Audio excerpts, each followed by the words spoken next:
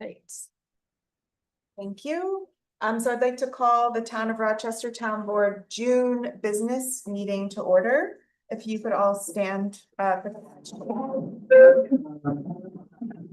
I pledge allegiance to the flag of the United States of America and to the republic for which it stands, one nation, under God, indivisible, with liberty and justice for all. Okay, roll call. Councilwoman Alba? Here. Councilman Coleman? Here. Councilman Squeeze? Here. Councilman Wynn is absent. Supervisor Nellen? I am here. The first, we are joined this month with Attorney Mary Lou Christiana, who typically joins us at our workshop meeting, but is with us tonight. So the first item on the agenda is the acceptance of the agenda. I'd like to make that motion as prepared by the town supervisor with the following amendment: to add a resolution authorizing the supervisor to make decisions on fixtures for the seasonal bathroom facility. Paint colors? Do I have a second? Second. Any discussion or additional additions? All in favor? Aye. Opposed, abstain, motion carries. Okay. So just a note for tonight, we typically do our audit of the bills. We've started doing our audit of the bills outside of meetings so that we don't have a special meeting where we're auditing the bills. We were having 3 meetings a month last year and the year before. We also don't do it because it can make the meetings go long, but this week is a special week where we will be auditing our bills at the end of this meeting. So I'm trying to keep a very concise agenda. I would like us to start signing bills by 8:30. So I just wanted to say that and share that for the public as well, that I will be trying to move through items quickly so that we're not here too late. And then also at the end of the meeting, we do have an executive session. And when we come out of that executive session, we will not begin streaming again. We will come out of executive session. There will be minutes of coming out of executive session, and then we're going to audit the bills. But we typically don't stream while we are signing bills because it's an hour to an hour and a half of board members just sitting there looking at bills. So I just wanted to say that, make that note. I have it noted on the agenda as well tonight. The May financial report, I gave the May financial numbers to our town clerk tonight, and I have 2 printout copies for the board of all revenues and expenditures received in the month of May. I also have submitted to the board our budget versus actual report year to date from January 1st till now. So that shows you where we're at for revenue and expenditures in our budget. We will be looking at that, referencing it if you'd like for the budget modifications on the agenda. The summary of the May financial report: general fund revenue, $156,551.99. Highway fund revenue, $2,401. Expenditures, general fund, $280,373.71. Highway fund, $90,428.44. Capital fund, $23,838.18. And the street lighting fund was $559.49. There were no ambulance fund expenditures. Moving on to our report section of the agenda. For the supervisor's report, I'll just share some high-level points, and I'm also happy to get your feedback on what you would like to hear from the supervisor's report. The Munico Lab software launch for the planning board will be scheduled soon. We delayed that a little bit because of the staff turnover in the departments, but we are working to set a launch date. Once that happens, all pending or in process planning board applications will be migrated to that platform. And they will start utilizing it as soon as it's launched. It will be a public facing site that will create a lot of transparency because all submissions will be available for public view automatically through that software. Anything that needs to be redacted will be redacted from with toggling on and off data fields. So we're really excited about that. I think it's going to create a lot of more engagement and hopefully a lot less FOIL requests for our town clerk. New York Rising is still not closed. That's the Alleckerville Firehouse project. I just submitted our financial audits of the past 6 years because that they requested that, and then any quarterly reports that have happened since last year. So I believe that's all we need, though I have said that before, that I thought we had submitted everything. So I'm hoping that will be closed out, and we just have a teeny tiny, very drop in the bucket amount of money left on that we are seeking reimbursement for compared to the overall expenditures. It's not a lot, but it would be nice to pay ourselves back for the expenditures that we put into that project already. We are in the consultant selection process of the Bridge New York projects that we have not started yet. So that's the Sundown Road Culvert and Project 32. I want to share, and it might be in the highway report. No, it's not. I would like to share, there's an update on the Boyce Mill Road Bridge. For that project, that's also Bridge New York funded. Progress continues with land acquisitions and the temporary easements for the two adjacent properties to the bridge. The landscaping plan has been finalized. They are preserving the largest sycamore tree that is outside of the building zone of the bridge. They actually are doing some special things to protect the roots, including inoculating the roots with mycorrhizal fungi. And there will be one sycamore that is being removed or taken down because it's in the exactly where the bridge needs to go.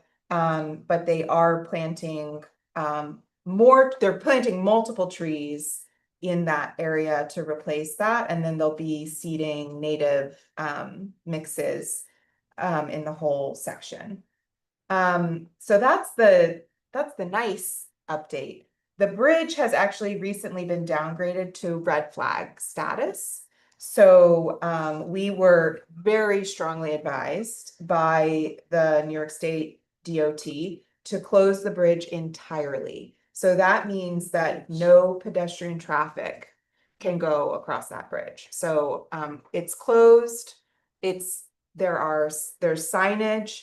But just to also explain to the public why that's happening, it's because that bridge is in really bad shape and it is not a good idea to be on it, either in a vehicle or as a body. So, yeah. So also the fence and bathroom projects are well underway. Actually, you need to go back and see where we're at. If you look today, as of today, there's a lot that has happened on both projects. So that's really exciting. It's my understanding that the septic at the park is completely installed now. So they will begin pouring the concrete slab for the bathroom building on Tuesday. Just some correspondence with the supervisor's office. I have next week scheduled a DEC community assistance visit for floodplain management plan. So this visit will include a review of our floodplain management practices under the National Flood Insurance Program. I will forward to the board the letter confirming the visit along with the suggested floodplain site locations. If anyone would like to accompany me at that meeting, they did open it up to any stakeholders. I think in terms of legislation, it's really important for us to be aware of floodplain management practices. Our planner is joining us, and our building inspector will be joining us too. When is it again? It's this Wednesday at 10 a.m. at my office, I believe. 18. So if one more board member wanted to attend, let me know. And I'm also scheduling a site visit to the UCAT electric bus charging station in Kingston. We do have a application for a bus charging station here in our town, and I think it would be good to evaluate both how our code is treating these types of uses, because it's a little different from how we have EV charging stations in our code, and also just get an idea of like what they look like. And something coming up, we will probably be looking at a landscaping bond and the type of bond that we would like for a planning board project.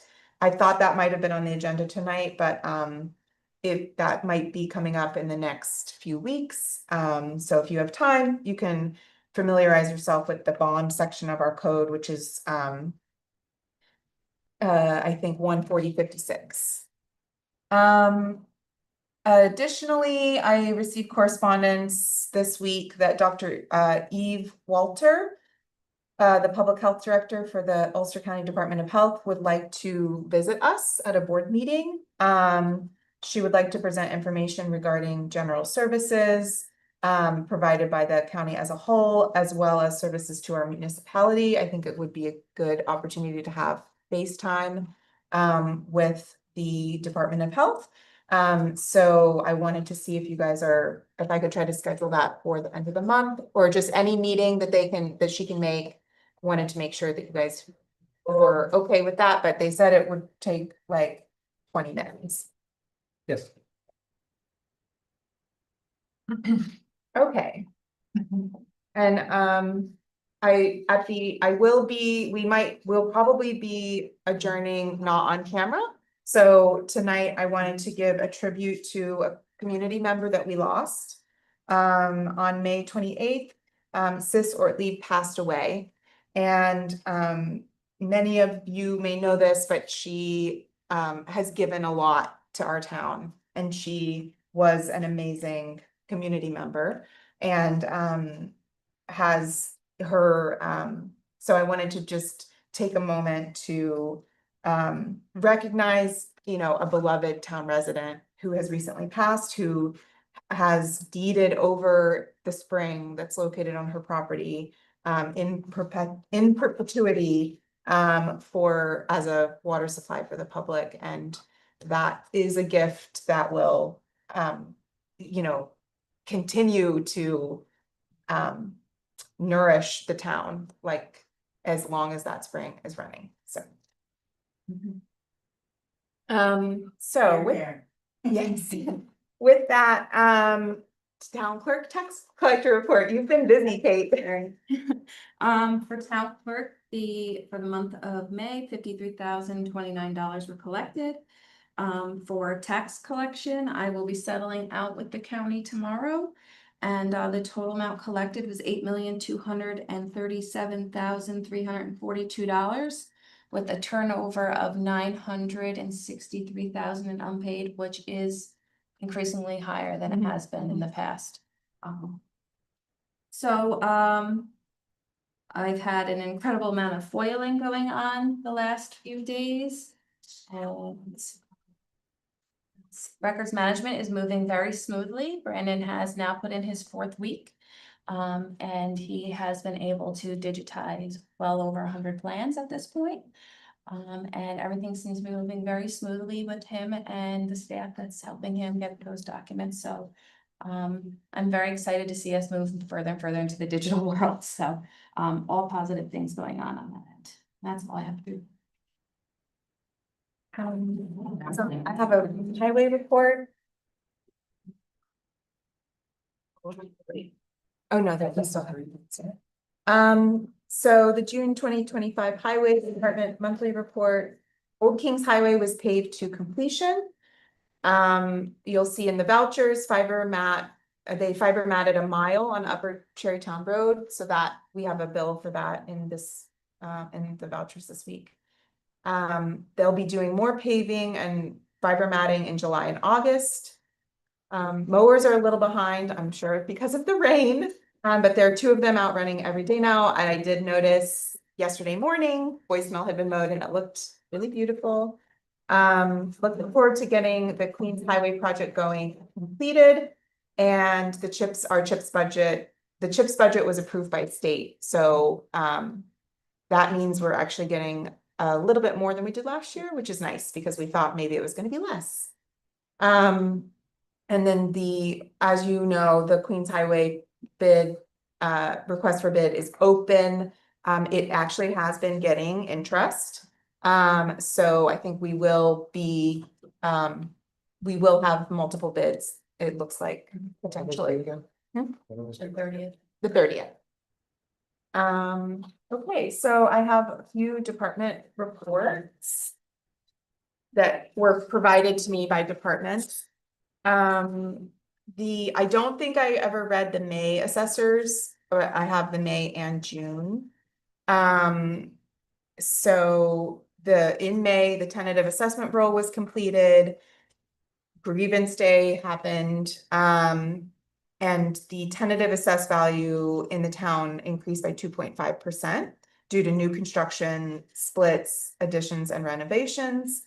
And in the month of May, the assessor's office was meeting a lot with property owners and their representatives to make adjustments ahead of grievance day.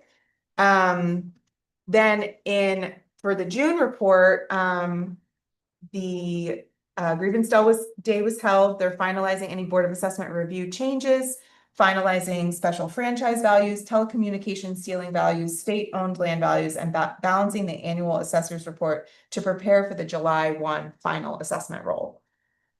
The final equalization rate is 53%.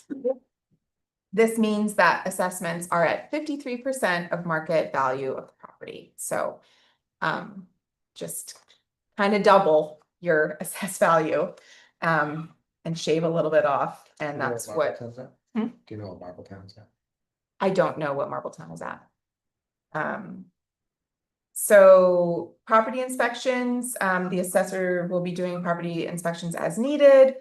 In the office, they continue to work on processing sales, entering building permits, certificates of completion. They're pulling plans in the building department, answering calls, assisting property owners with their questions and issues, assisting the public that may walk in looking for deeds, tax maps, and owner information, and numerous other issues. So this is something the board also might want to attend. So there is a 2-hour agricultural assessment overview seminar on June 18th at 10 a.m. at the Kingston office of Cornell Cooperative Extension. It's a free seminar on agricultural exemptions for anyone who would like to attend. And you can go to the Cornell Cooperative Extension website to register. There's also a link on the homepage of our website and on the assessor's page. And any board member that's interested in going can take my spot because I had an appointment with the DEC that I overscheduled myself. Is there a stream? No. They are not streaming it, but what they're going to do is, if there's a lot of interest, they'll hold another one in the fall. Then I received the constabulary report this afternoon.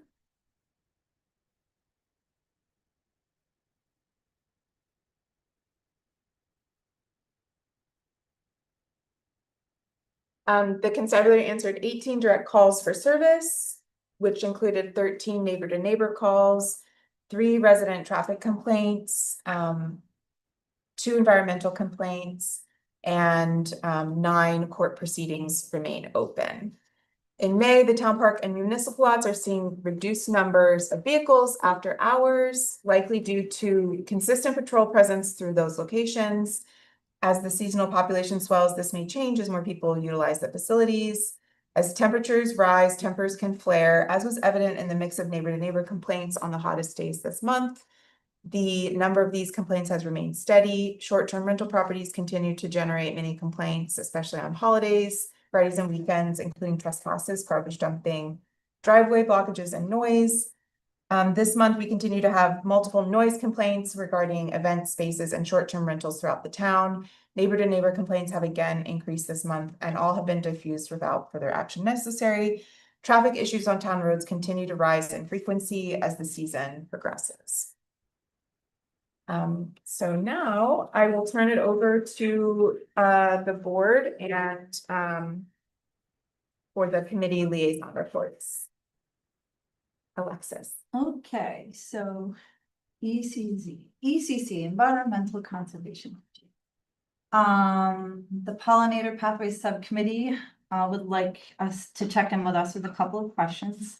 They would like to do some sort of plant sale. Would they be able to collect funds through the subcommittee? What will we need to do in conjunction with the town board to make that happen? And if they wanted to hold volunteer days to help with pollinator pathways, do they need insurance or anything we need to do in coordination with the town board for that? So that's just two questions for us. I guess we should talk about the CPP draft later on, because I have everybody's feedback for that. Okay, so then the only other thing, the Tire Brigade cleanup, the flyers are going out Saturday, June 28th at 10 a.m. at the Burn Road Trailhead. It's a pretty fun event. If you have a canoe, go pull some tires. June 28th, 10 a.m. at Burn Road Trailhead. And there's flyers going out. Okay. Alexis, what were the two questions again? They wanted to do a plant sale, so what would they need to do to collect funds? I guess they're asking how money would work. If they need to do anything in conjunction with us. Yeah. And then insurance. For pollinator pathways? Yeah, for volunteer days. And that would be volunteer days at just any location or? I think so. I mean, like, they were talking about a couple of, I know they were talking about one town-owned property to do, but then there's also like a couple of private owned Okay, lots, so I guess both. definitely on town-owned property. We're totally good. Okay. Okay, great. Oh, sorry, I just want to make sure I knew Yeah, this. thank you. Okay, So Climate Smart Task Force created two subcommittees, grants and bronze certification. They've been in contact with MENA for programs and clarification help to get things moving. And in that vein, they're continue to consolidate the checklist, and they would like to follow up in a couple of weeks with you. And any other appropriate staff after that. So they're going to continue to winnow that list down and just to make sure they're hitting the right. Because there's lots of interesting things you can do once we get further going, related to grants. They were discussing possibly visiting a couple of grants. One has been awarded to area land trusts, and another is area benefits from Climate Smart Communities grant program. And then some comments about CPP. So we'll go into that a little bit later. Committee, let's all CPP. I think we had an email about updates to their roster that we can talk about later. So they checked in with the committee about that. They're wondering about install the right to farm sign. yes, that was a good reminder. Yeah. They also formed two subcommittees for assessments and suggestions for town board for the CPP, but also they're aware that in the future we'll be updating other kind of guiding documents, so they would like to be involved in that as well. So everything else that I have is related to CPP. So that's it. Sure. All right, so the housing committee, was working on the momentum of the RETT mostly. Previously, I don't think I got to report on them last month. And then they worked on their recommendation letter for the CPP mostly, I believe at their last meeting to attend fully. And they did We had one meeting with Kai Lord Farmer from the county planning, housing, planning department, housing side. For a consult with Hack and our design charrette, we have a date secured for that, and the planning is happening there. And next, I think that they're going to be working on trying to join the pro housing, the New York State pro housing, Empire State pro housing, communities, smart community. I don't know, there's too many names of all the smart communities we can join. But the one that's the state level one, Yeah. regardless. And that's it for them. Elder care, I did not get a chance to reach out to Constable Miller for an update there. Community Preservation Fund Advisory Board, we still have not formed because we have not formed the one. And for the Senior and Youth Recreation Commission, whose name I would love to change. Let me pull up their report from our director. Ashley, okay.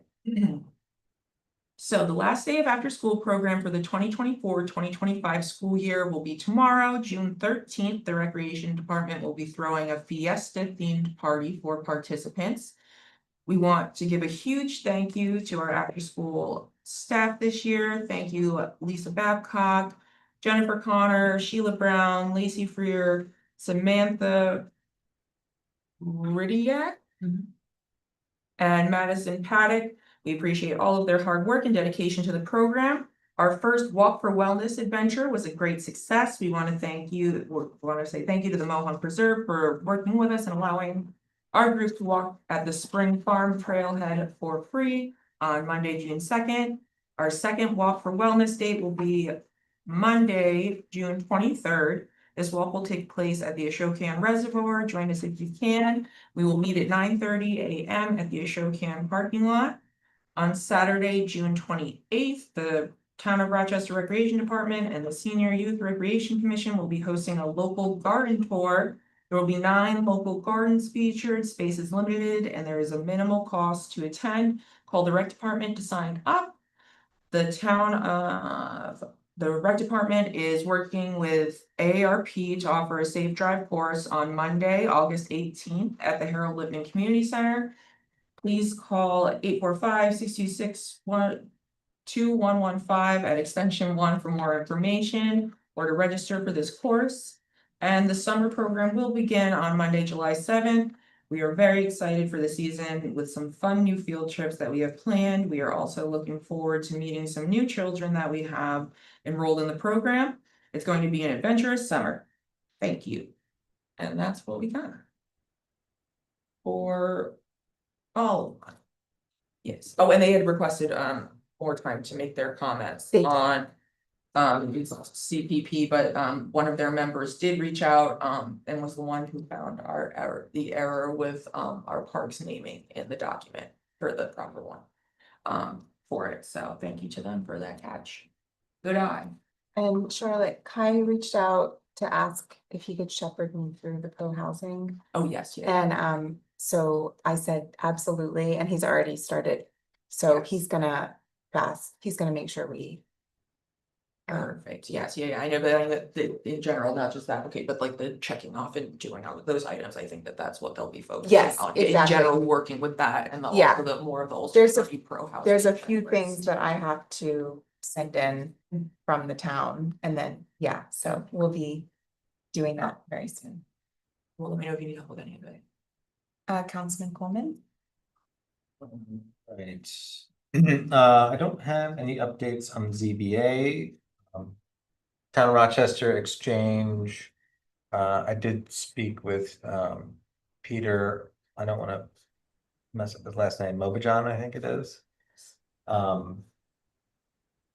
Because the person who had been helping coordinate volunteers isn't able to do that anymore. So Peter's considering possibly stepping into that role. I also offered to assist with that. He said everything seems to be going well. They haven't run into any issues. I stopped by and took a peek in there over the weekend, and everything looks great, well organized. And so I'd also like to start talking with volunteers about you know, what else we can do to support that program. I'm gonna start coordinating with them directly, in terms of scheduling and any ideas that they have for how we can improve that. Ambulance Advisory Committee, so, I know we received a request, from the committees, they'd like to meet, with us at some point in July, so we just need to get back to them with possible dates for that. To discuss some ideas that they had. I think most people are aware that the county did pass, and I can't remember the name of the document, but they passed their plan for, providing better support for EMS across Ulster County. I got a copy of that. I sent it out to the committee for their review. First read of it, it seems like the way the funding is gonna work is it's gonna be dispersed directly from the county, to the supporting agencies, so it's not something that would route through the town. But I have to read through it again. It's not long, it's about 12 pages. But that was my first read of it, was that it was not money that was being provided to municipalities to then fund those services. But that's up on the website, on the county's website, if people wanna look at that. Planning board, so another long meeting this week, I think almost 4 hours. There was some discussion about the CPP document, Community Preservation Plan, and needing to provide feedback on that. Several different applications, proposal for a farm stand. There was a request for an extension, for the granary project, which has been, delayed for various reasons. One application that I think was interesting, it was an interesting discussion if people want to look at, the recording, was a subdivision on Ridgeview Road, where there were some concerns about, low yield for wells in the area. So the planning board had done, some research and looking into, some of the variations in terms of differences from property to property in that area.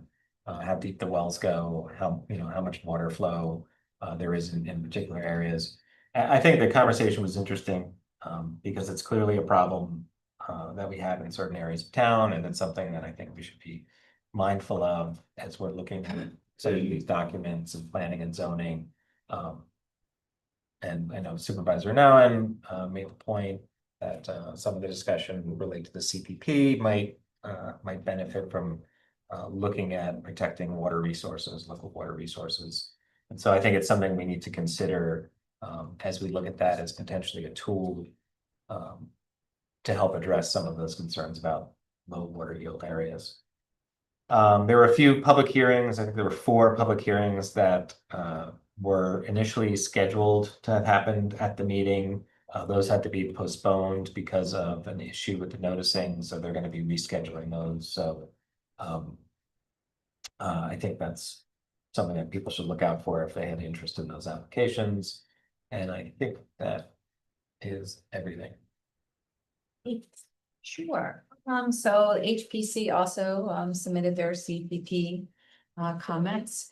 They are hosting a window repair workshop at the Palentown Schoolhouse on June 29th at 1 o'clock. I do know that Wilton has done a test run, and he was talking about the little cords and over my head. But he said it's a very neat, interesting thing to watch. So if anybody is interested in that, they can attend the Palentown Schoolhouse on June 29th at 1 p.m. I just want to bring awareness that the Accord Fire Company is doing a Hometown Hero banner project. It has been something that's been discussed over the course of the last few years.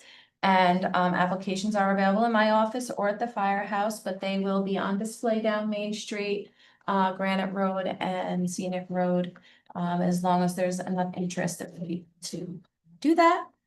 I know it's a little far ahead, but I just want to give everybody a date on September 19th. I will be hosting through Friends of Historic Rochester, a town archives night where I'm going to put all our town records on display. Try to do a little fun trivia so people come in and see all the hard work that our predecessors had, and even in the 1700s. So it's really neat to look at these documents. So I will have those on display in September, and this summer we'll be gearing up to Heritage Day, which will be on October 4th this year. So if any board members wants to speak to any committees, if there's any committees interested in participating in that day, it's a really good day for our community.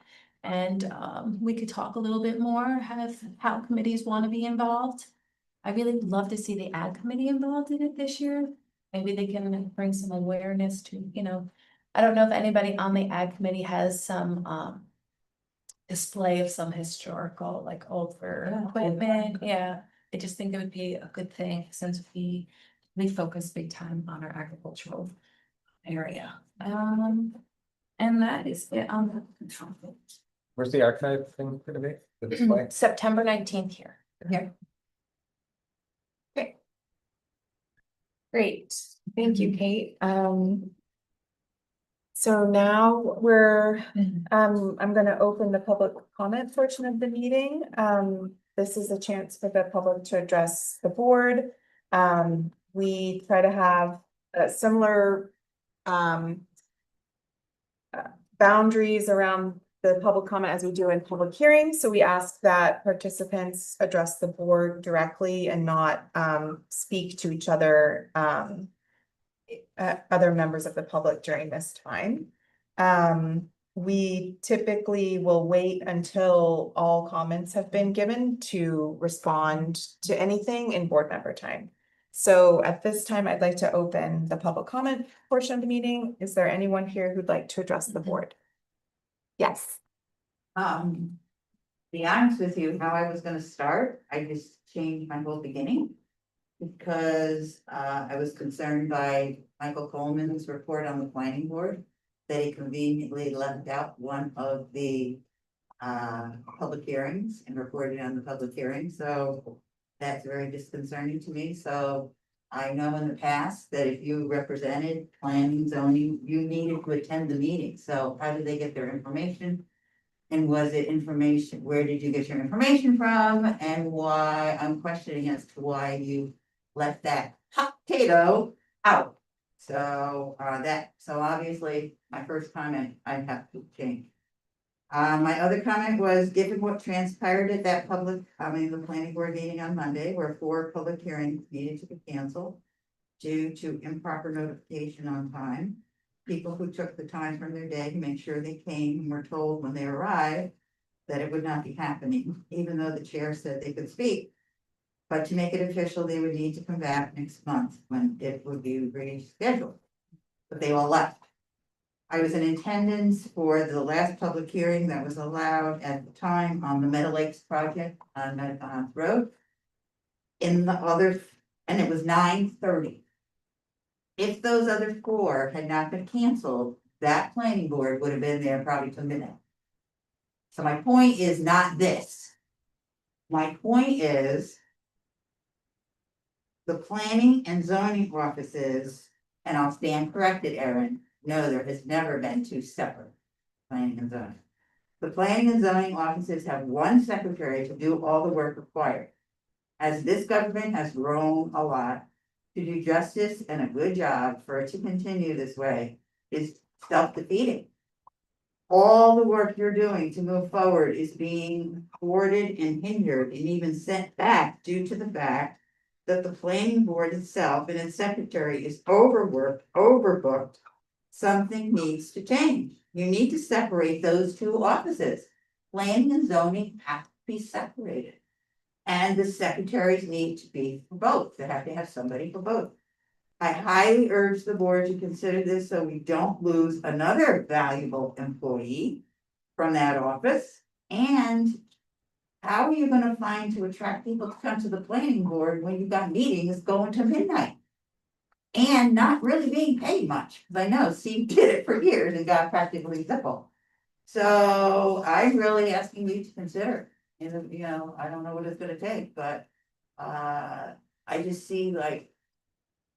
I saw what happened, it got canceled, but then, well, why? Well, maybe she's overworked. And maybe she's got too much on her plate. And like I said, to be 9:30 and we would have been there till midnight for if we had those other 4. And now those other 4 are being put on for next month on top of what they already have. So you really need to look at the future of that planning and zoning and consider And I don't know what Kate mentioned about the computer part, if that is going to take the place of that, I don't know. I really don't know. I don't know enough about computers and what the potential to do it that way, but you're not gonna attract people that are gonna be willing to sit there till midnight. You can tell they're tired. They have to take a break. You have some members on there that are, in their seventies, I'm 73 and it's just like I already, and I'm not 80 yet, and there's some of them are 80. So you really need to consider in the future possibly doing that. Because I don't really feel that, even though it was a real disappointment, I gave them an F as a school teacher. But it had to start somewhere, and I'm not blaming the secretary at all. She's probably just too overworked. I know just from Becky being in there and from Steve being in that position. It was a challenge. To have that person handle both of them. With the town growing and that many public hearings happening, yeah, you really need to. But thank you. Is there anyone else who'd like to address the board? Yes. I noticed coming here, Boys Mill Road, the guardrail has been down for a week. I was wondering why that's not being taken care of. And That's unsafe too. I was thinking on Queens Highway, is there a way of bringing up the road a little bit? When they're doing that project? So it's not like a dip, bring it up, so it's, just a little. That's something to consider. That's all I have, thank you. Doesn't the planning secretary only work 3 days a week? He needs to work at least 5. Okay. 2 people at 5. Yeah. Raise our taxes. I would be willing to raise my taxes to get this town finally straightened out before I die. Thank you. Okay, is there anyone else? Do we have anyone online? No? Anybody? So I'll close the public comment portion of the meeting. It's now town board member time. This is the time for you guys to bring anything up. You can also respond to any of the comments that were made. So I'll just open the floor up to the board members. So I just want to respond to Councilman Coleman. I just wanted to let you know Marpletown's equalization rate was 52% on their tentative. I looked at for 2025. I just looked it up, so they're 1% less than us. And I also looked up Warsing, and Warsing was at 60%, so they're a little bit higher. Olive is like the only town in the county that's at 100, but I think that they just did a reeval recently, if I'm not wrong. Yeah. So that would explain why they're the only ones out of everyone. So I just wanted to respond to that. And for public comment, I just wanted to respond, just for clarity, liaisons aren't required to go to the meetings, to every meeting that they are the liaison to. They are, or They are not They required. used to be. Yes, yeah, I think it's a suggested, guideline, but we're not technically required. I think most of us make our best effort to attend as many as we can, but I just wanted to let you know that it will. I'm just curious how you were gonna make that.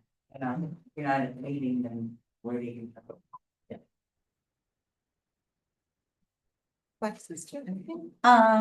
This kind of just goes to CPP, but just so I don't forget. We had spoken a while ago about the possibility of hiring consultancy law firm to kind of review the entirety of our code, especially after having a town planner update zoning code, including new provisions to protect against sound and light pollution, and to provide the town and planning board broader ability to protect from adverse development. So I was just curious if we kind of put that in our minds as we continue to make improvements. I would say if we would have to budget for that, because Right. it would probably be $50,000 to $100,000, I'm guessing. Okay. You have anything? Nope. We are lucky enough that our planning board and our zoning board of appeals meetings are streamed. And so that's for that board. I have insider information that the liaison watches those meetings as they are happening. So forgot about that. So for those, that it's a little easier to not have to come in person to those, so. So we'll move on to our resolution portion. I'll make a motion that the board accepts the minutes of the May 8th business meeting, the May 22nd workshop meeting, and the May 29th special meeting. Do I have a Second. Any discussion? Thank you, Kate. All in favor? Aye. Opposed, abstained, motion carries. I'd like to just say, Kate, you do really good minutes. No, thank you. I really appreciate it, and I like looking through them every month. Acceptance of the donations. I'd like to make a motion that we accept a donation of $112 in cash collected at the community luncheon. $172.56 from St. Polly's Textile, and $50 from Mel and Elaine Tapper for the community lunch. Do I have a second? Second. Any discussions? All in favor? Aye. Opposed, abstained, motion carries. Who's in tight? So moving on to budget modifications. I'll make a motion that the town board authorizes the following modifications to the 2025 highway fund budget, which would be moving $1,500 from budget code DA 5140.450 brush and weeds sweeper rental to DA 5110.441 maintenance of streets professional services. Second. Any discussion? So we had a tree emergency. The funds exist in professional services, but they are planned for, so we just are taking the excess that we had from this sweeper rental, which is done for the year, and we had $1,500 extra in that budget line. So just moving that. All in favor? Aye. Opposed, abstained, motion carries. So I'll make a motion that the town board authorizes the following modifications to the 2025 general fund budget to take $2,500 from budget code 1640.2 central garage equipment to 1640.440 central garage professional services, and $1,200 from 8864.11 code enforcement officer to 8664.479 code enforcement postage. Second. So this, we had 15,000 budgeted in our central garage equipment. We've moved 4,000 of it, so it has 11,000. And that is for vehicle purchase, but I am depleting that to do a repair. So the reason for that move is the air condition to fix the air conditioning in Constable Car 2. Because we're really starting to do weekend patrols and have more presence on the weekend, and we need that in the summer. We really need that air conditioner operational. And then that postage move, we will have funds available in the code enforcement officer budget line, and the code enforcement office. The complaint and violation tracker has been a really big success, and they've been getting lots of letters through certified mail, both I'm forgetting, not the violation notice, but where you ask notice to remedy, and then they follow up like 9 days later with the, if it hasn't been remedied, with the violation. So they're going back in their logs. So this is going to be double what they had planned for postage, but they don't feel that this will be something that we need to budget for every year. It's just they're sort of doing stuff that they're catching up on. Any other questions? No one asked a question. I just was talking. Okay. All in favor?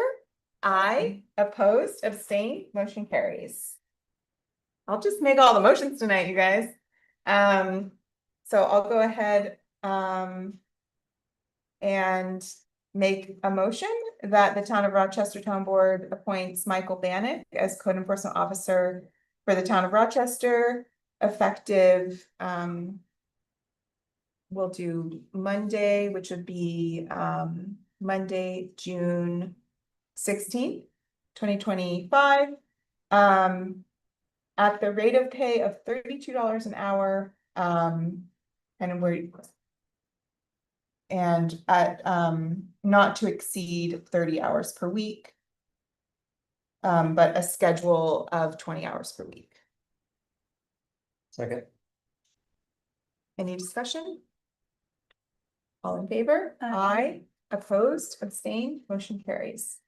I think Mike is doing a fantastic job, so.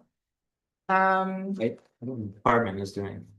Yes, yeah, Money well spent sending up the notices. I Yeah. was contacted about a permit that had been closed, but they were following up because there was no paperwork, so. Did the inspection. I think it's great. great. So we're gonna do the appointments for the summer program right now. Oh. Sorry.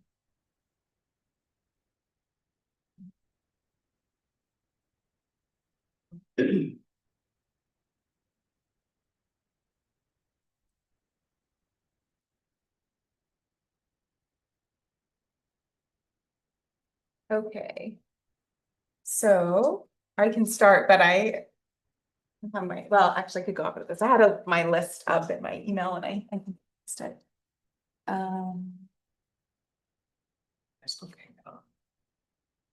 Okay. I have what I need, so. So I'll do these, there's different rates of pay, so.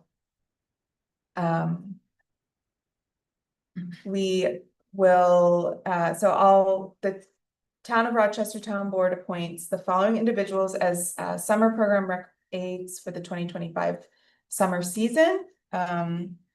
And this will be effective June 30. Well, we'll do effective June 27th. It's the 30th. 2025, contingent upon successful completion of any onboarding, training, and background checks for those that are over 18. So Marianne Gates as the summer program lead at $22.75 an hour. Sheila Brown as the rec aid summer program, $21 an hour. Veronica Schwank, summer program aid at $21 an hour. Jen Winecoop, summer program aid at $21 an hour. And then we'll appoint Sophia Bolin, Brody Baker, Lacey Freer, Samantha Ridiak, and Brooke Mulkowski as the summer program youth aides at the pay rate of $17 per hour. Second. Any discussion? All in favor? Aye. Aye. Opposed, abstained, motion carries. Okay, did everyone have a chance to see that I sent a road maintenance agreement? That has been approved by our town attorney? So I'll make a motion that the Town of Rochester Town Board accepts the road maintenance agreement dated January 30th, 2025 for the Danford subdivision as presented. For the maintenance of a shared private roads between 4 lots as reviewed and approved by the town attorney. Second. Any discussion? Mary Lou, anything to add? No? Okay. All in favor? Aye. Opposed, abstained, motion carries. So the resolution I'm adding, I didn't prepare because I had talked briefly about it with Mary Lou. This came up. The, we had put in our request for bids that the board would select, be able to weigh in on fixtures and things like that. So it's time. And I don't want to have to make those decisions on board meetings, so I wanted, Mary Lou thought it would be, the best thing to do would be to pass a resolution authorizing me to just make those decisions. And I can consult with individual board members. That way we don't have to delay the ordering, for that. So I make a motion to authorize the town supervisor to make fixture and cosmetic selections for the park bathroom project. Second, any discussion? I don't know, Ed, this is a lot of power. It is a lot of power, but I have a couple in discussion that I Can wanna, we just see the color? all in all in favor? Aye. Opposed, abstained, motion carries. Okay, well, we're gonna look at that in discussion and you guys can weigh in on the two. We have 3 questions.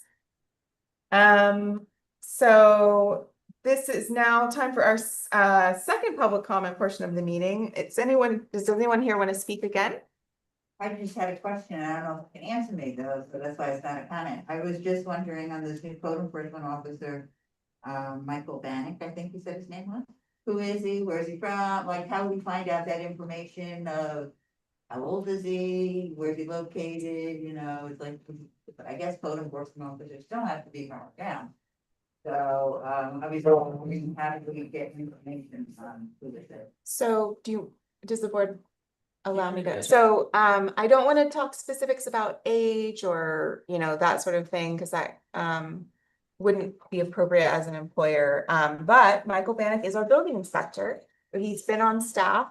Before that, he was a fire safety inspector. So he has been on staff in the town for 3 years now. And he's been advancing through the department, has all the required training, and was learning, was being trained in a lot of the code enforcement things before putting himself forward for this vacancy. So he works Monday through Wednesday. I know he's there first thing in the morning. And you could also call the office and arrange to have a sit down and meet with him. I know that they will do that sort of thing too. But he lives in town and is, like I So said, if he's going to this position, then you'll get somebody else for the other. we do have a vacancy. We do have some opportunities and some vacancies in the office, so yes.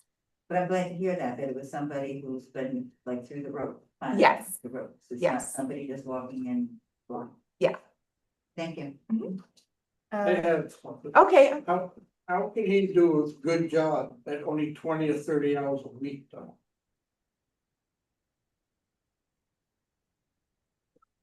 well, they're keeping up with their inspection schedule. Everything, I've been checking in, because as the building inspector, he's been operating in that role for the past 4 weeks already. And the office is actually running really smoothly. And they're staying on top of their workload. I'd say like never before, actually. So, we have also, the administrative staff, we've increased their hours as well. I see places where people's got 3, 4 cars sitting on their lawn for sale. That's considered a car sales.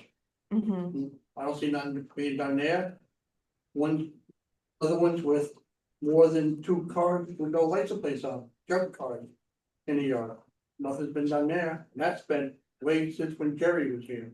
So I think one of the things, so we do have a discussion item about the building department, possible building department restructuring. We're aware of, concerns that residents have, and we're going to continuously evaluate this. So we're not saying this is the end of the discussion. I think also if there are issues that people see in town, they should continue to report them. And if they're not getting responses based off reporting them, by all means, bring it to the town board and let's see. So let's see how this progresses and then, but we're continuing to work on it. We're not saying this is good and we're done. Is there a complaint form online for that department? Not at the moment, but we've been talking about that. We can do that, and. I don't mean about the department. Yeah, yeah, Yeah, we yeah. can do that too. Yeah, we can do that too, but yeah. Yes, another comment is like, yeah, and this is like, oh, unfortunately, it's like. People like complain, but then they're told, I gotta fill a form out and sign my name, they won't do it, so that's why to say, refer to complaint. I've been, the code enforcement officer of the neighborhood. And it's like, it takes a lot, so that's why, like I said, code enforcement and building. We're talking about code enforcement that drives around like this car with the camera and finds violation and reports it, coming from code enforcement, not from us. What that would take, I don't know, and I don't know any towns that maybe do have that, where you have somebody drives around like this. That's a Like good I said, idea. it's obvious trucks and cars and. 10 vehicles on properties and all that, if it's visible to me, it could be visible to somebody driving around who's a code enforcement. So code enforcement and building department, that's like. And I think that was back in the old days when there was Percy Green and then there was Doug Diamond, that was 2 people doing that department, not just one. So, but I get complained to people Terry for- about somebody, he said, well, if I file a complaint, then you're gonna lose your job. So I didn't dare file the complaint.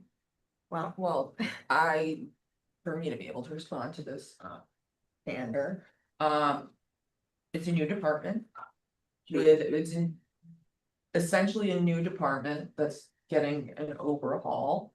This was our first stage to make sure that we have someone appointed to the proper position. In that we felt comfortable with as a board to start to improve and carry out violations and do inspection properly, things. That are priorities of the town boards after hearing review for, years on the code enforcement office. Like Michael said, this is the only thing we're doing. We're looking at other things to improve it, but to make sure that we had some sense of stability to start from for a department. If we all of a sudden hire 5 new people and have to rely on our 2 employees to train 5 people at once, it's not gonna happen. So we need to take some baby steps at some points for things, and so right now, this is our first larger step with appointing someone. We have another position open, we have other hours. We have an agenda item about restructuring, so. We've also gotten scans started to be done, so we have 100 more online. They don't have to dig through a file cabinet to find those 100 different site plans that have been approved. So there's things that are streamlining across the board that not just another person in the office to write the because we do have more than one person who can write violations. Having specifically 2 code enforcement officers or things like that. We're working on some other streamlining improvements that are helping make that department more efficient in general, so we're hopeful it'll be better. They have software improvements as Yeah, well, I software, know. exactly. Are they set up near maps yet? not yet. Not yet, but yeah, exactly. Those They're are gonna get like near drone map. aerial views. That's better than the bird's eye you find on Google. Mhm. That will help them I significantly. know, I went in to see the assessor and he It's showed me that that program. computer program and he said, those are the blades of grass, and I went, wow. That's the program. Yes. Yeah. And we are gonna be talking about the department a little bit in just a few minutes. I also wanna say that I'm very happy with the appointment. the current staff in the office, I think is very dedicated, and I've seen a lot of incredible things happening out of the department. We also didn't get any qualified candidates, so there is a lack of qualified code enforcement officers right now. And you can stay for the discussion, but one of the things we are really wanting to do very thoughtfully is make sure that we are creating job advancement and creating a path for an entry-level person to become a code enforcement officer. Because there's a lot of interest in that, but it's right now there's not a pool of people for us to hire from for those positions that are the code enforcement officer and building inspector. So It's not what Steve said, not just from this town, everywhere. it's everywhere. Yep. So just, that's a little, also a little context, that we really want to have stability and have someone in that role because our code gives, you know, assigns specific things to that role, so. I wasn't complaining about who you hired, it's just the hours. Yes. I didn't think it's enough. Yeah, yes, I hear you. Okay, well, it's always nice to have a little question and answer back and forth. But we are gonna go ahead and move on so we can stick with our timeline. So, first, I'd like to talk about community preservation plan feedback review, the thoughts that I have on that. We did receive some letters back from the Historic Preservation Commission, the Environmental Conservation Commission, the Agricultural Advisory Committee, the Housing Advisory Committee, and then I received at the end of the day today, a note from the Climate Smart task force. So I thought it would be good for us to talk a little bit about the feedback and what you guys think. But I also wanted to be sure that we have a conversation about how we want to approach editing the plan draft. So I was going to propose that one of two things. And this idea was sparked by Councilwoman Smeeseth. That we schedule either a special board meeting in the middle of the next 2 weeks. And then invite representatives of all of our boards and commissions to that meeting. And keep it open to the public, promote it for the public, and we can even, I think, have a section of the meeting where the public could talk and ask questions. And that would probably be, you know, a 3 to 4 hour long meeting, a working meeting where we would put the draft together. I think we should talk about it, but my assessment of this project is that we are probably not going to be adding more than like 30 sentences.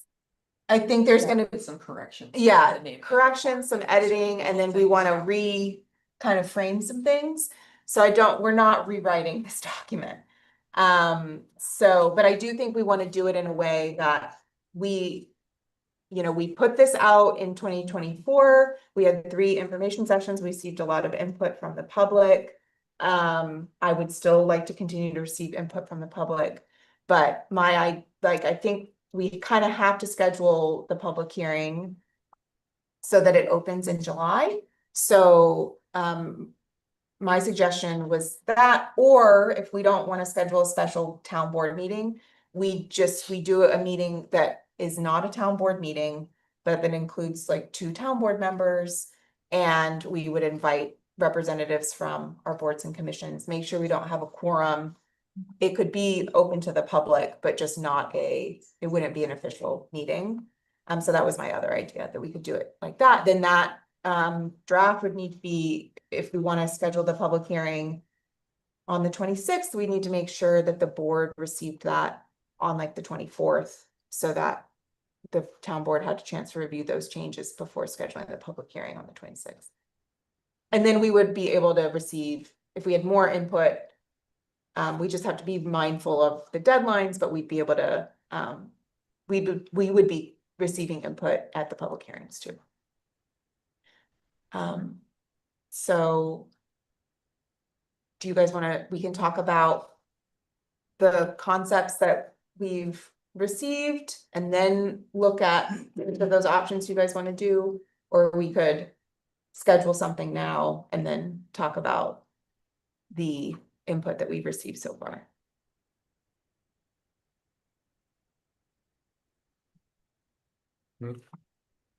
Open to whatever is easy process for I was gonna ask if we could bring the calendar, and I forgot. Ugh. So I could schedule that meeting. Do you guys want it to be a town board meeting, or do you want it to be not a quorum? Let's just answer that. I think it's easiest if we just make it a town board meeting. So I think we all, listen, speaking out of turn, but I feel like we're all pretty interested and invested in this process, so. So could we maybe pick a couple dates and then I've floated this idea to some of the boards and commissions already. And they'd like to participate, but we could select a couple of options now, and then I can check the calendar, the use of the space.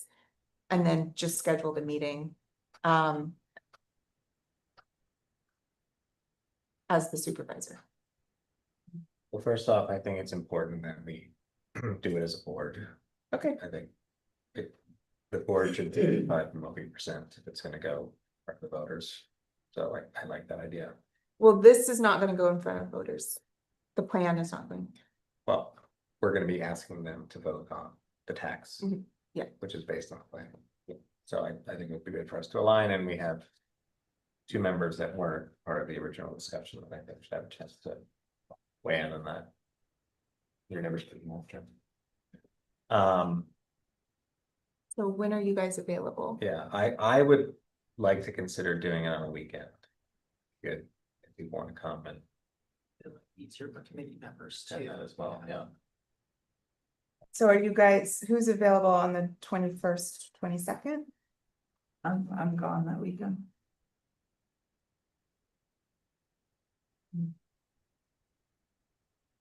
I'm available that weekend, but I think we should try and find something that works for everyone.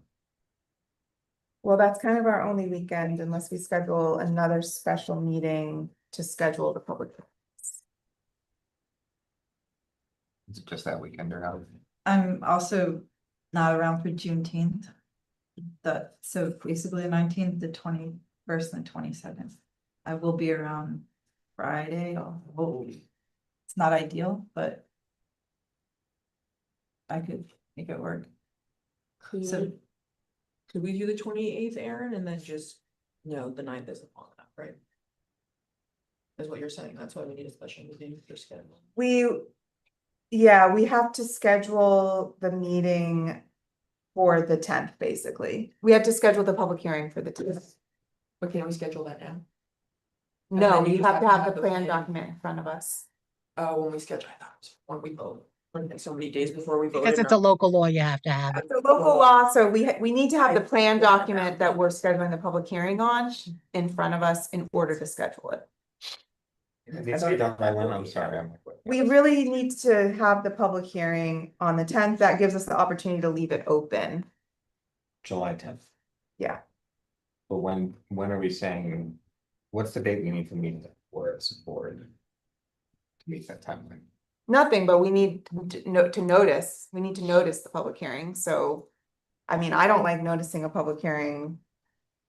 I mean, I think it's fair to do it 2 weeks in advance, but on the timeline you guys are talking about, we'd need to schedule a public, like a meeting the first week of July, or like June 30th, July 1st kind of thing, so that we could schedule it for the 10th, but we have to get it in the paper. Is it a week the local law for a public hearing? during 7 days. Okay, We want to try something Monday, June 30th, for what? for me as for special meeting? To schedule a public hearing. No, to do the meeting. We can't do the edits and schedule the public hearing at the same meeting. Yeah, but we can schedule a public hearing. After that, Until the edits are done. right, but I'm trying to figure out, what is the date that we need to have the edits done to be able to? I wanted it to be the 26th, which was in the Okay. timeline that we looked at last That's fine. meeting. So what I'm saying is if we can't make that work with having the edits be done, if we want the entire board to do the edits together, then we need to schedule a meeting on a weeknight, like the 16th, 17th, or 18th. We could look at Sunday, but that's only a couple, like, that wouldn't give anybody time. That's not enough time really to notice it. Because it's not an emergency. So if we need to, it would be good to open the public hearing on the 10th. we would have to schedule the public hearing at an open meeting at the latest on July 2nd. But you can't do that in the same meeting. We can't convene and do all these edits and then schedule a public hearing. We really should have a document. The document edited. So can we consider the 16th, 17th, or 18th? So you don't have the calendar, right? The only thing I know is the 18th Is- yeah. training. Yeah, we can't use the space. I'm not on around the 18th either. 16th or 17th? Yeah. The 18th. That's the only one we can do. If the house. Should I schedule it? How would you feel if we did a working session that you weren't present for? Why are you looking at me? Cause you said you can't come on the weekend. Yeah, I mean. Why is the weekend better than doing it on the 16th or 17th? Oh, or we could do it on the 16th or 17th. I don't know. Do you know Sally's schedule? Yeah, that's the other thing, is we don't have Zolly. Zolly's feedback, text him. I think he's gone for most of the month.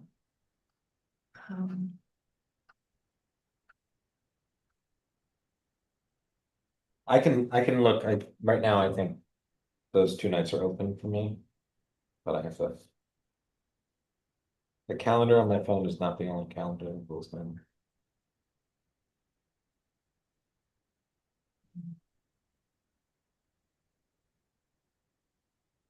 So, okay, I can try to juggle for the 16th.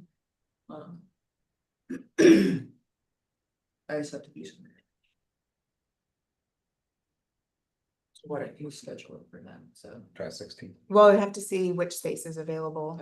Oh. Well, 16th. Yeah. Just have to make sure. I wouldn't want to schedule it and then Oh, yeah. it turned out that there was something I happening. can be certain. Well, when you guys go in executive session, I'm going back to work anyway, you can check it, I'll text you if it's Okay. available at the end if you want to schedule it. Okay. Okay. And then I'll, Oh, never mind, never mind. but then I would also want to be inviting representatives from all the boards and commissions. To them. Short notice, but. That's Yeah. what it is. We got a tight timeline. Yeah, okay. Great, I think I thought it would be better to do it this way rather than us all making edits and then like. We need to have some sort of workshop on it before we schedule that public hearing, so. Wait, before we move on, Mary Lou. Did you get my email about the CPP and my question on it? Yeah, I answered it a couple days ago. All right, I'll look again. Okay. Thank you. You're welcome. So, did you guys want to talk about what are your thoughts so far on the input that we've received? It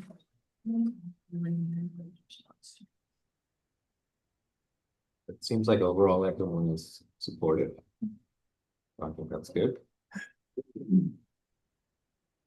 Yeah, none of my committees wanted to make any huge overarching changes to the structure of it, just Ag is asking that we put some emphasis in some points, but nothing really fundamental.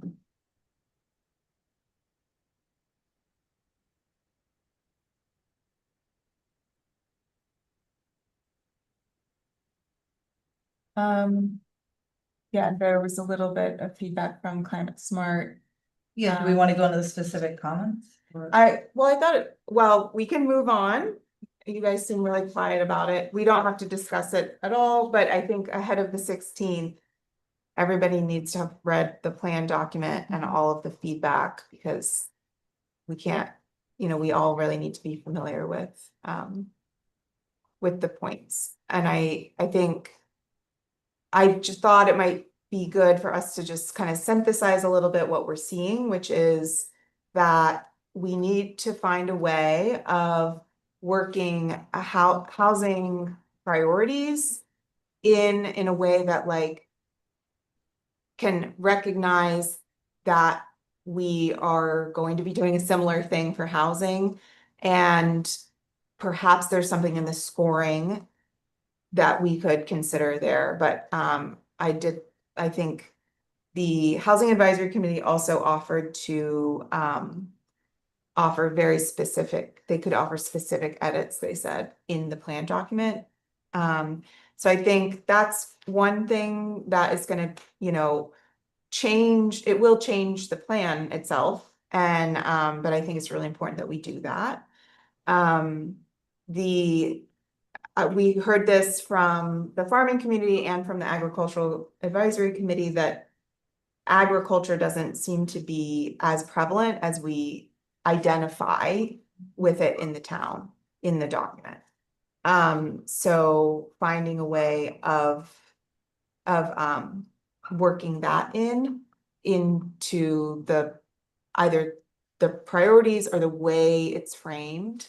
And then I'm gonna see if Dave Church actually can come to the meeting that we were just talking about, because he made a really good point that while the scoring recognizes the low well yield districts and the aquifer, it's not a high priority.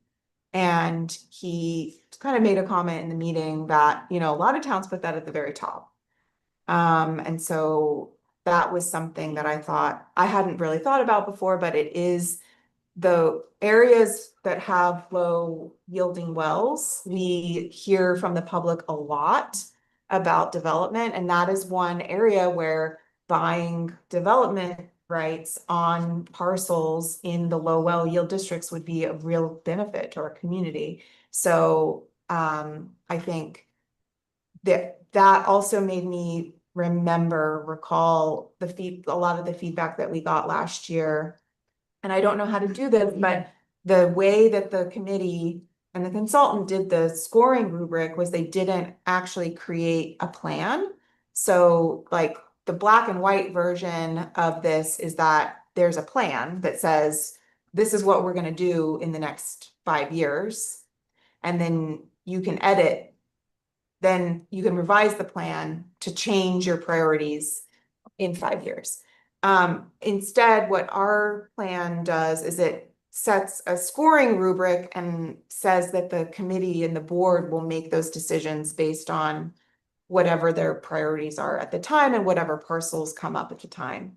I can see how valuable flexibility is, but I've heard from the community that they wanted more of a box, that it would be nice to say, where are we going to start? Or like, what's our focus going to be? And so I think, I don't know how to do that edit, but it's something that I think is important for us to keep in mind, because that was a huge bit of feedback that we got last year. And that really kind of can, I think, help illustrate what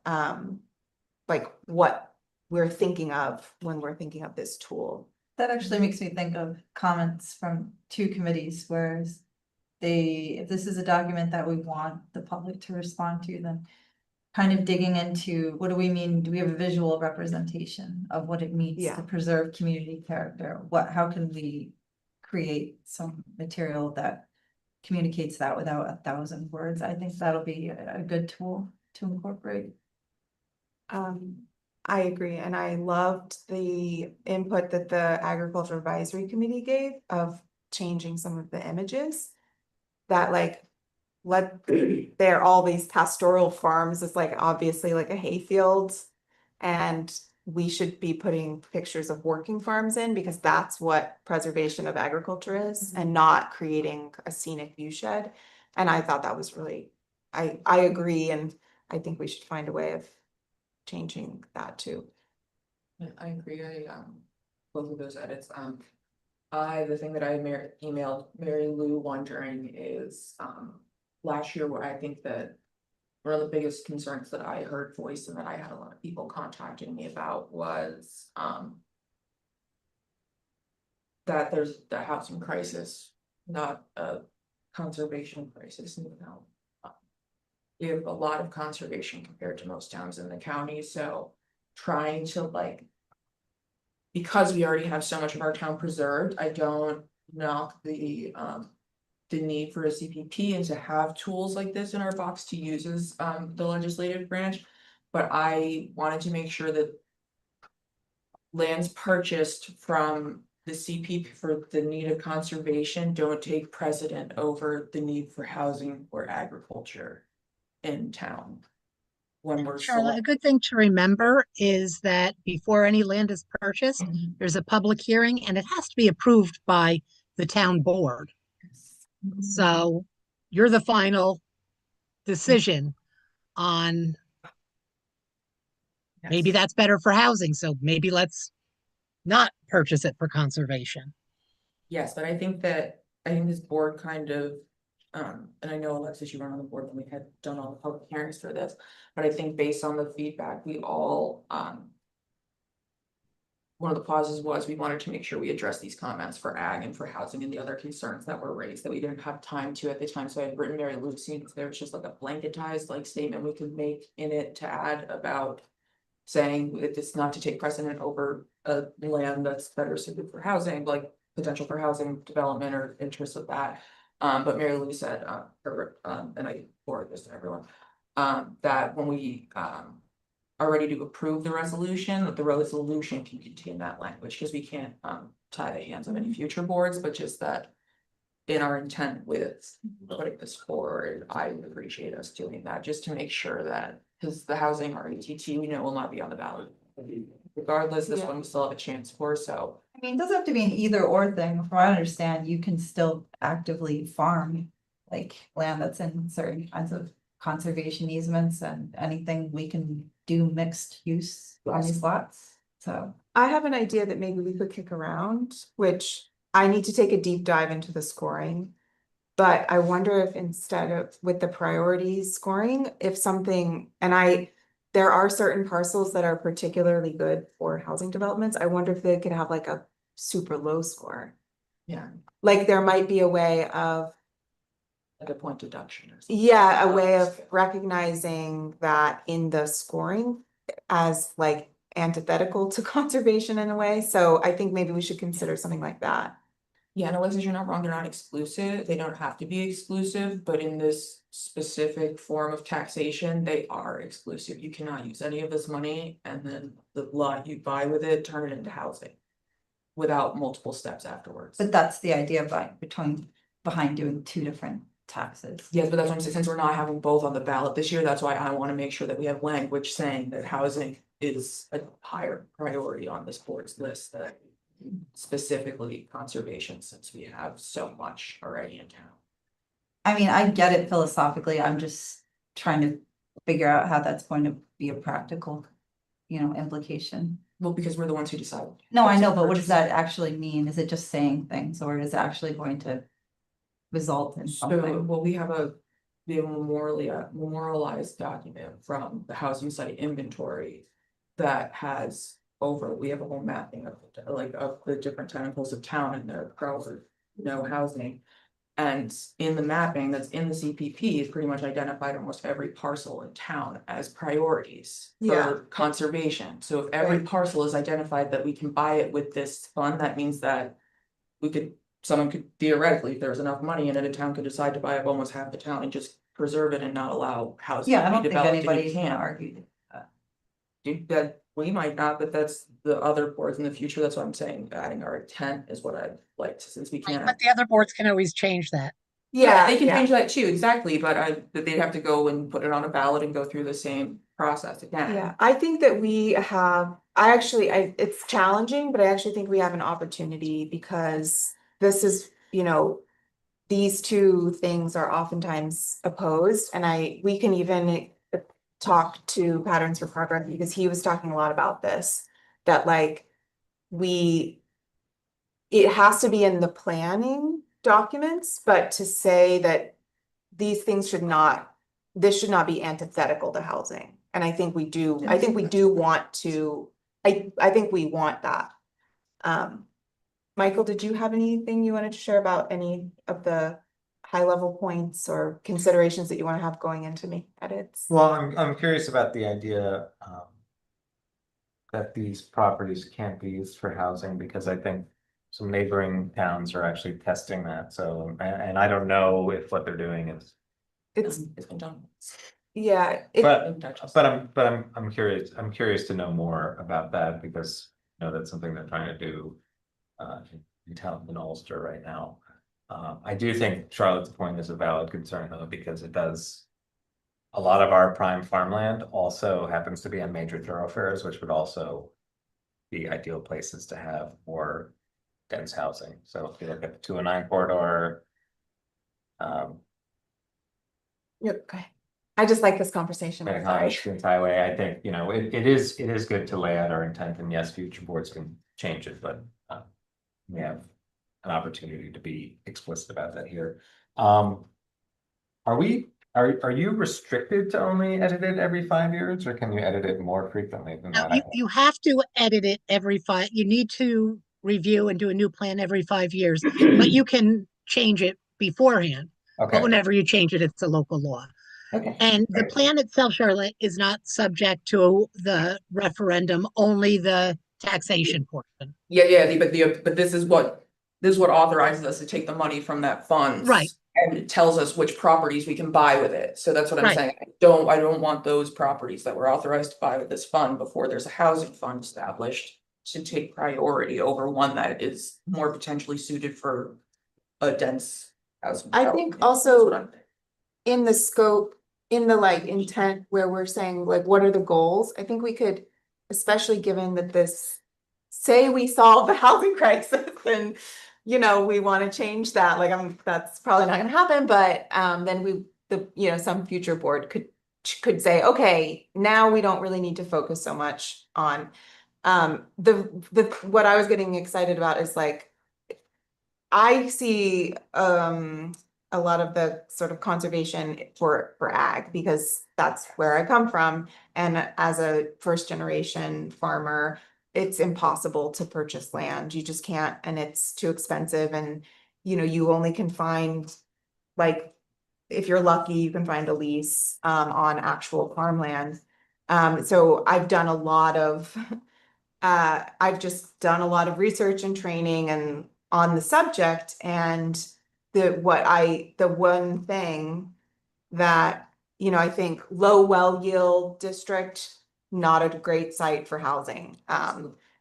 You know, the lands that are in our areas that abut the parks, not great for housing. Like, there are areas where we know it's not, farmland is prime housing development land, which is why farmland is oftentimes protected from development. So I think there are some tools that we can encourage. And so it's just, all of this is always, even if we do the best job possible, there's always gonna be competing priorities. So well, I think we'll do the best we can. yeah. Yeah. The last point I was gonna make, I do remember that some of the feedback we got in the info sessions was. It seems like you pretty much included the entire town. Yeah. In your ranking, and so I don't know if it's our intent to look at the plan and the scoring and the actual mapping portion of it, but that's. A big project, so, but I do think if we could do something like you're saying, like. Large swaths to say, okay, we're gonna try and change this to allow for. Better management of the way we look at those properties that are both great for ag and also good for housing. It might be useful to just do something like that. Yeah. And I don't know if it's possible because it's such a big project, but like. It it's is, every parcel. yeah. I wanted to give an update on the home rule legislation, but I'll wait. So for did everyone get a chance to look at the color swatches? Is that what we're moving to that? Huh? Well, Charlotte, did everyone look? It's freezing here. Yeah. Sheila turned on the air conditioning. Oh, she Left did. on, so we can, Oh. we can raise it, lower it, raise it, whichever one is right. Over. You don't do there. Breathe. We have to. We go to the basement. Yeah. We're down the little hole.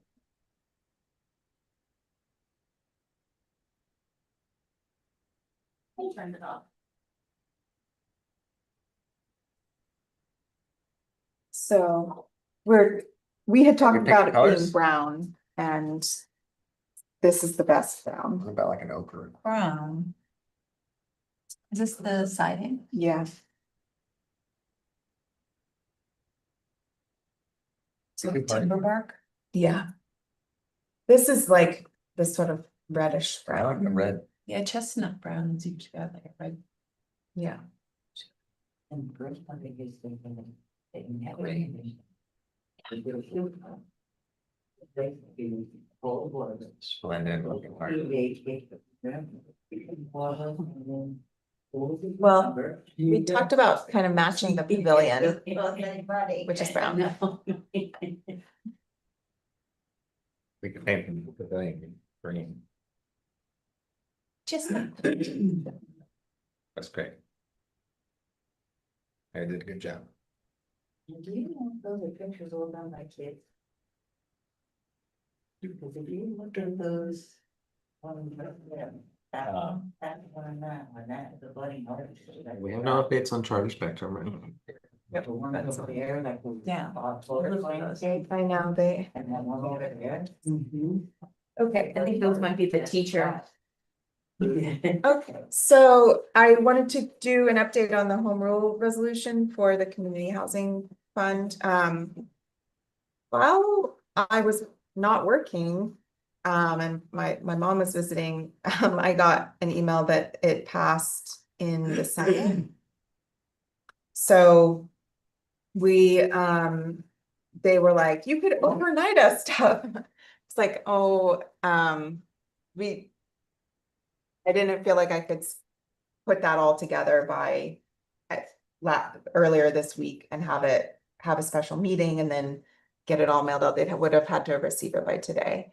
But the good news is that our assemblyman and our senator seem like they are fully prepared to continue with this, and Oberoffer's aide indicated that it would probably be better if we went ahead and got our end of things to them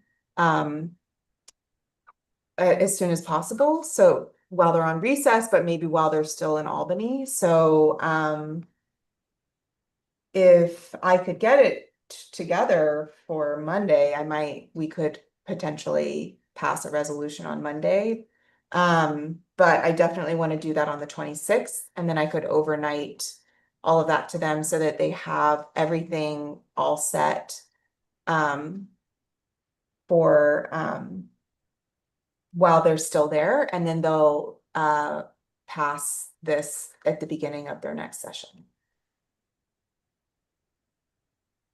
I personally would love for us to get there Monday. No other town in our county has been successful to even have their town's home rule even introduced to the assembly, let alone both houses. So I'm happy to try to assist you in any way I can if you want to try to get it to them on Monday, Erin, but I totally understand not wanting to rush it. I just don't know exactly what has to be in our resolution. Kai had offered help for this also. Oh, If you want me to reach out a while Okay. ago, yeah, when we first were entertaining the idea, and that the county would help us push it through it all. So we wanted to, the other part of it is, I asked about, well, they put in 0.5%, we kind of wanted to do 1. And she didn't say like, oh, you probably shouldn't do that. She was like, okay, if you want that, just put that in your resolution. So that's the other piece that I wanted to make sure we were on the same page, that I would do that in whatever I present to you guys. I clearly haven't already. Yeah, I'd like to get them. strong. I mean, I think we all want to do it. She had initially said you won't be able to do this till 2026, and then they went ahead and introduced it. I don't know why they're not communicating with us. I wish I could express, because I work in the affordable housing industry, so I work with a lot of towns and other towns, housing officials and housing representatives. And when I blase mentioned it in a meeting with them, I got attacked with questions for at least an hour on how we got our assemblyman to even introduce it, because they had been asking for over 12 years.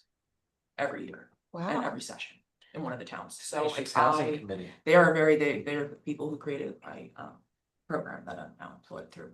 But so they were very I was very okay with us waiting and like taking our time and making sure we took our time with this, but then getting that response from other towns that are of a similar Yeah. nature and who we have shared assemblymen with in the past before we were redistricted, which I really hated it until I found this out, and they presented our bill, so to me, that's not a lot of towns get this opportunity, so I think Yeah, we should try to take it as much as we can, because claiming home rule is really hard, and especially on transfer. yeah, and with the aide saying, get it to me this month, I was like, okay. Yeah, because the 12th was for the other houses that are for their deadline. The 12th was like for us to have it passed in this session. Mm. Cause this was their last day. Oh, today was that's what I was wondering. So the final piece is that we have to pass a resolution and fill out the home rule authority form. Pass that as a board, then it has to be certified, stamped with the raised stamp, 8 copies. I have to sign, it's like 16 copies of stuff, and then mail them to Albany. And then they can vote on it. But it would be next session, but I think if we do it now, they're still there, so they would be able to Just plan on having it at the beginning of the year. Yeah, I think I'm doing sure that we're Yeah. guaranteed Okay. this introduced next time, because I don't want us to not get it introduced next session, especially since it passed and went to the next time now, like. Who Okay, knew it was so effortless to get home rule, and everyone else has tried so hard for all years.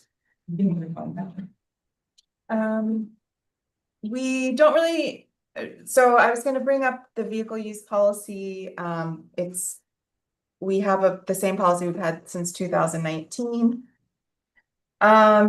It's fine, it's like a boilerplate policy, but in it, there's a take-home vehicle section where 5 officials are granted a take-home vehicle. I'm one of them, but I don't have that. Or the supervisor is one of them.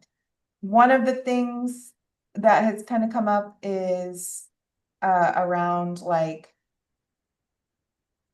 that policy is meant for positions that have to do calls, evenings, weekends, that sort of thing. And so in thinking about restructuring the building department, because the code enforcement officer is one of the staff positions that has a take-home vehicle. I guess thinking about that is like, are we going to have that person be answering evening, weekend type calls? So it just kind of brought that up, and I thought I can email you guys the policy. It's in our Dropbox folder under adopted policies, and so it's in there, but I can email it to you guys if that would be useful. But kind of take a look, think about that, just because it's a little relevant to the department overall, and like how we want to utilize resources, and like the code enforcement officer position used to be full-time, and I think that's when it was put in there. It was a salaried position, like full-time salaried, so the idea was that that person would be answering, would be out, you know. But definitely the vehicles are used for work during the day. That's how they go to inspections and things like that, so just, it's like something that's come up. But for now, it's in the policy that the code enforcement officer gets a take-home vehicle, so like, that's the policy as it is now, so I would be, you know, allowing the policy to be followed. It's for official business, it shouldn't. So I wanted to, I put the building department restructuring on the agenda for discussion item. I circulated my like 1-pager, 2-pager sort of like framework that I had put together for meetings with the department. I think every town, I did a poll of the supervisors. Every town in Ulster County has it's like a building planning and zoning department where it's a full department. One of the issues that we've had, and I know we got feedback about this in our public comment portion of the meeting, but from an insider perspective, one of the issues we have is when you have a department of one and someone needs to take off, or it's a new person, we don't have anyone else in the building even to train that person. And so, or to fill in, we don't have a plan for someone who can do minutes at meetings if we need to fill in. So it's a lot for the one role. If everything's working really well, it's fine, but it's just not sustainable. And You're talking planning and zoning secretary. yeah, the planning and zoning department right now is just the secretary, and a lot of other towns have clerks that are assigned to the secretarial duty, so they're the ones that they clerk the meeting, they secretary the meeting, but they're also a clerk in the department, so they report to the code enforcement officer, or in some towns it's the building inspector as their supervisor. I am the department head, so I'm like the direct, and I think that it would actually create more structure. I think it would create more accountability. I think it would be useful that there would be other people working together to know, like, what do you need help with? What's getting done? Where's the checklist kind of stuff?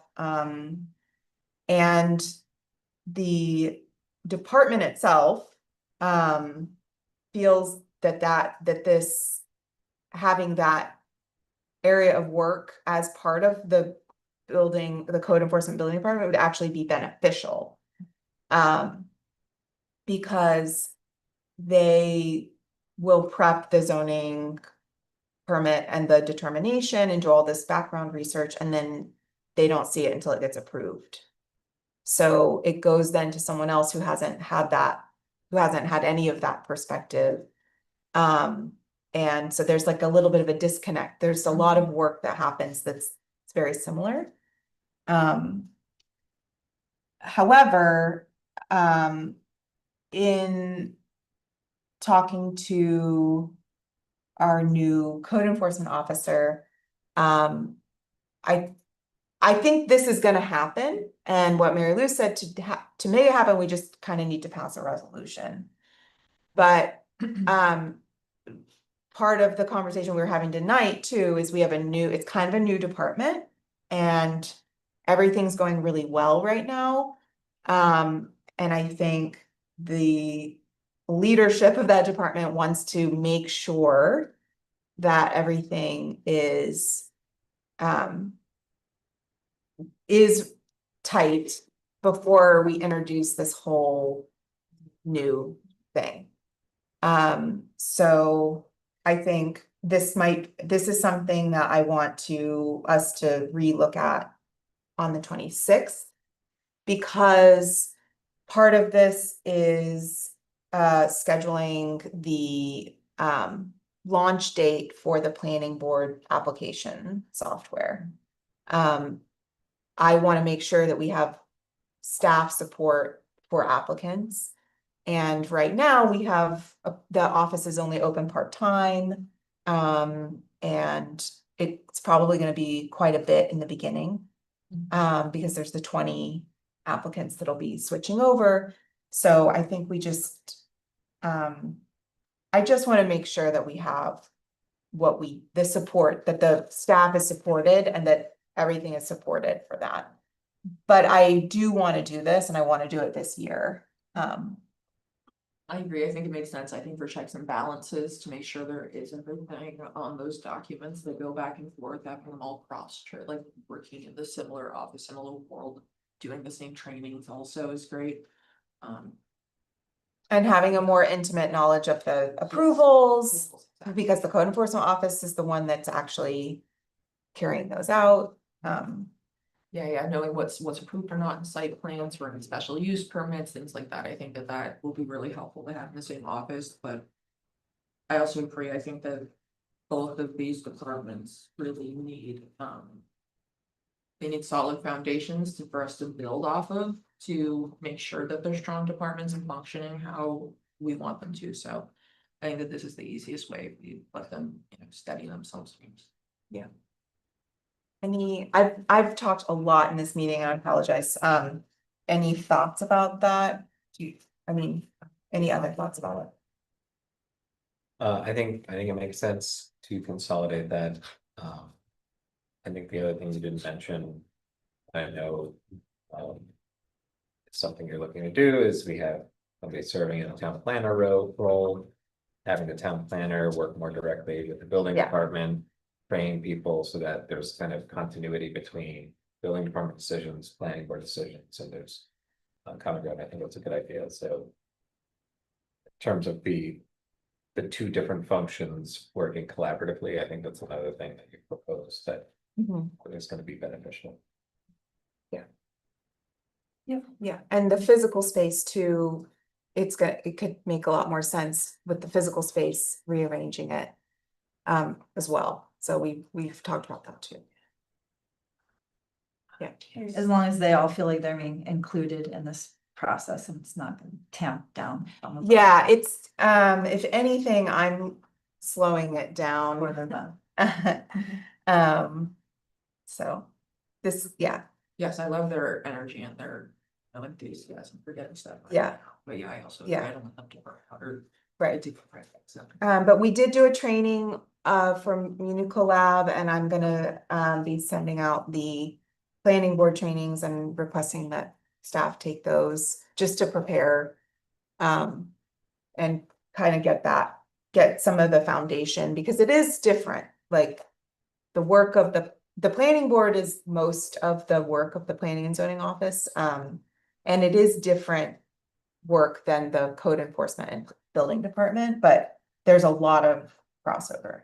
I think you alluded to this, and I know it was something part of the discussion we had when we were interviewing, but there is interest in the department with current staff in doing more and learning the responsibilities of code enforcement. And so also we're looking at opportunities for training and additional development. Yeah, I think it's good, to your point, training the next generation of people to move into those positions. So right. So we did talk about that.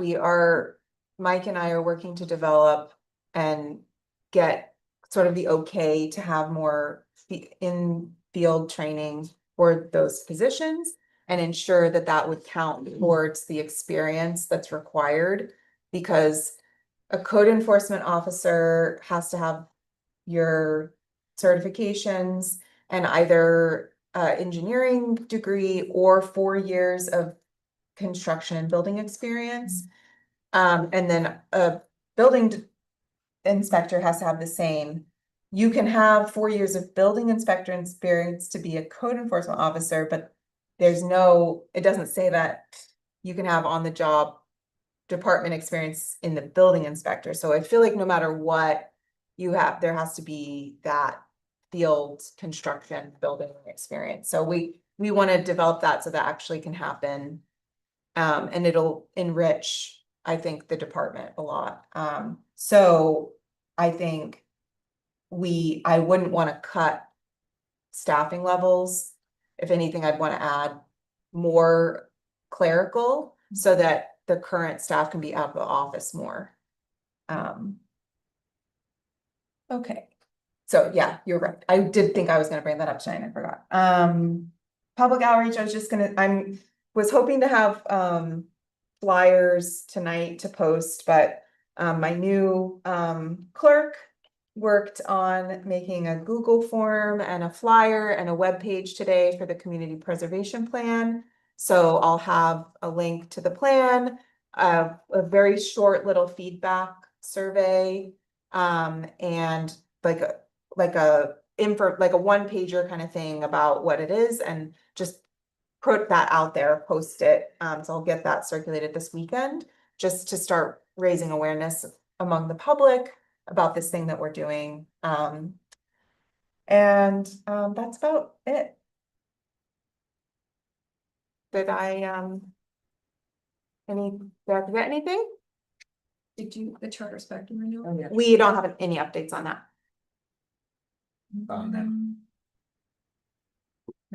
Okay.